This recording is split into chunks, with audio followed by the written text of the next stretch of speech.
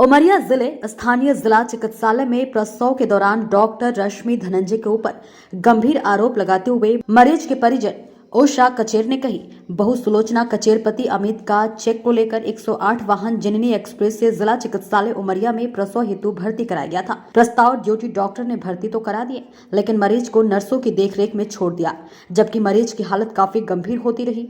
कई बार doctor madam से निवेदन किया गया कि मरीज की हालत गंभीर है, तब डॉक्टर रश्मि ने कहा कि तुम्हारे मरीज का ऑपरेशन करना पड़ेगा, जिसके लिए उमरिया में बेहोश करने वाला डॉक्टर नहीं है। अगर तुम कहो तो मैं जबलपुर से डॉक्टर बुला देती हूँ, 10,000 रुपए लगेंगे। हम लोग पैसा इकट्ठा करने की कोशिश करने लगे और पैसा लेकर मैडम के घर पहुंचे, तभी मरीज के पास से खबर आई प्रसव अपने अंतिम पड़ाव पर है और बच्चे का आधा सर बाहर आ चुका है। जब हमने मैडम से कहा कि चलिए मैडम डिलीवरी करा दीजिए, तो मैडम ने कहा 5,000 रुपए मुझे दो तो ही मैं जाऊंगी। बिना पैसे अस्पताल में डिलीवरी नहीं होती, ऊपर तक सबको हिस्सा देना पड़ता है। तभी मरीज की हालत गंभीर हो गई। तत्काल नर्स ऋतु शुक्ला ने सफलतापूर्वक डिलीवरी कराया, जबकि पैसे लेने के बाद भी देखने नहीं गई। एक रात तक बच्चे का आईसीयू में उपचार हेतु रखा गया। हालत नाजुक बना रहा। कटनी के डॉक्टर सौरभ चौधरी उपचार के दौरान जिला चिकित्सालय में भर्ती उपचार जिस कारण था और बच्चे की मृत्यु हो गई। यदि मेरा बच्चा जीवित होता, यही नहीं बिना पैसे के लिए काम नहीं करने की प्रथा ने कई बच्चों को मार डाला। परिजन ने आरोप लगाते हुए जिला कलेक्टर को आवेदन देकर कड़ी से कड़ी कार्यवाही करने का निवेदन किया। हमारा छोटा वाला भाई है, उसके मतलब वाइफ का डिलीवरी होना रहा, तो हम लोग उमरिया हॉस्पिटल में लेके गए और रश्मि धनंजय मैडम को बुलाने के लिए उनके बंगले में गए। बोली आ रहे हैं, गणेश विसर्जन करने जाना है हमको। हम लोग काफ़ी देर तक इंतज़ार करते रहे, फिर नहीं आए। फिर दोबारा से गए तो कहते हैं कि यहाँ ऑपरेशन होगा, इनका मरीज की स्थिति ज़्यादा कंडीशन ख़राब है, तो इसमें 10,000 रुपये लगेंगे, बाहर से डॉक्टर अरेंज करना पड़ेगा। हमने वो भी करने की तैयार किया, पूरी पैसे की व्यवस्था के साथ तैयार हुए। तब तक मैडम कहती अब मैं गणेश विसर्जन करके आऊँगी, तब मतलब ऑपरेशन करेंगे। फिर आगे 10,000 रुपये मांगी थी मैडम। आप कितना दिए हैं? फिर 5,000 रुपये दिए थे पहले, 5,000 बाद में देने की बात हुई। आई मैडम आई ही नहीं है।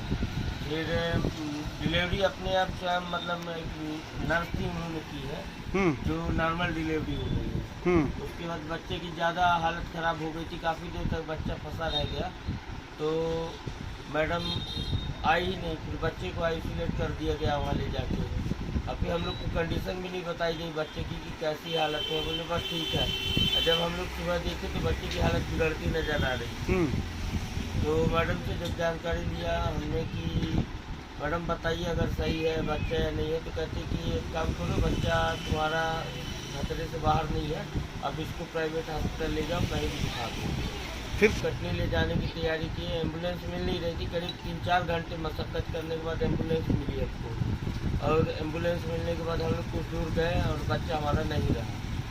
फिर हम लोग कलेक्टर साहब के पास गए। कलेक्टर साहब ने आश्वासन दिया हमको कि ये निंदनीय कार्य है जो हुआ आपके साथ अस्पताल में, तो हम इसके लिए डॉक्टर साहब को सस्पेंड करने का आश्वासन दिया है और हम चाहते हैं कि उनके साथ कड़ी से कड़ी कार्रवाई हो और हत्या का आरोप भी हम दर्ज करना चाहते हैं उनके खिलाफ, और ये सज़ा जो घटना हमारे साथ हुई है किसी और के साथ ना हो पाए, इसलिए हम ये लड़ाई जारी रखेंगे। और उसके लिए अगर कलेक्टर साहब या कमिश्नर साहब कार्रवाई नहीं करते तो हम आत्मदाह करने के लिए पूरा परिवार कलेक्ट्रेट में बैठ के और धरना प्रदर्शन भी करेंगे।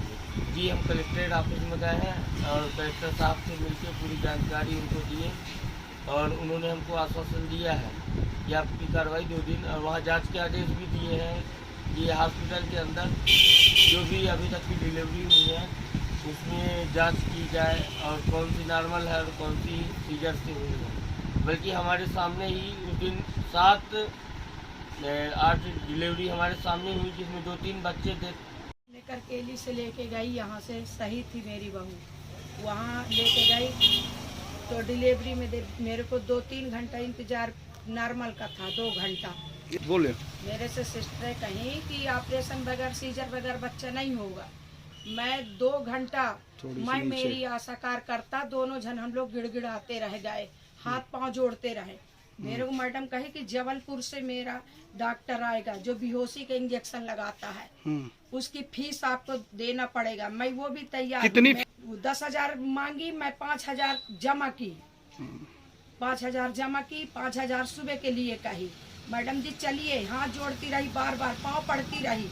मैडम नहीं आई, सुबह तक नहीं आई। दूसरे दिन वो डिलीवरी करवाई, ऑपरेशन करी, तब तक डॉक्टर नहीं था। अपने ऑपरेशन करी मैडम। दूसरे दिन उस रात 2 बच्चे की मृत्यु हुई। मेरे बहू की, एक ददरी की सोनी है, उसकी मृत्यु हुई बच्चे की। जब बच्चा खत्म हो जाता है तो खींच के बाहर करके और दे देते हैं लपेट के। ये स्थिति अपने उमरिया में है। फिर मैं देखती रही, मेरा बच्चा सीरियस होता रहा। डॉक्टर ये सिस्टर कराई, क्या नहीं कराई। रेशमी धनंजय आई ही नहीं है, मेरा पैसा लेने के बाद भी नहीं आई।